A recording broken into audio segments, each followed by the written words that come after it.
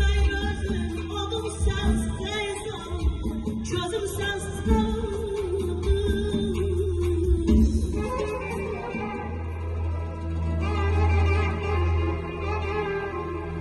Sevil Hanım, Allah bu səsizliyə çox görməsin.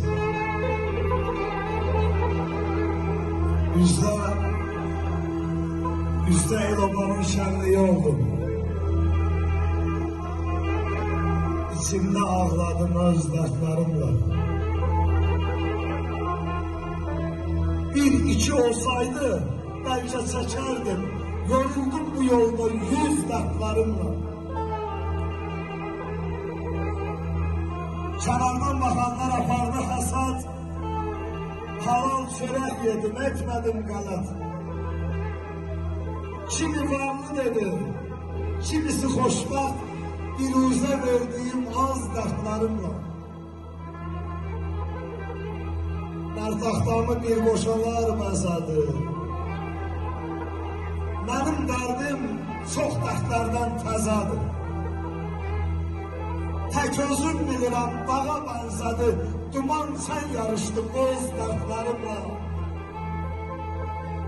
Eyşə, demə xa yoruldum, dayanım.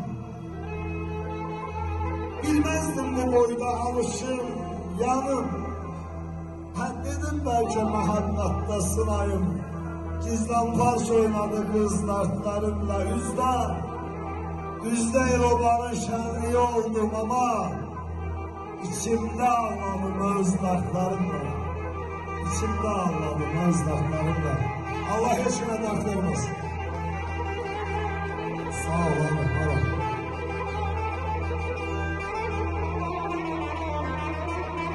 Sağ olun.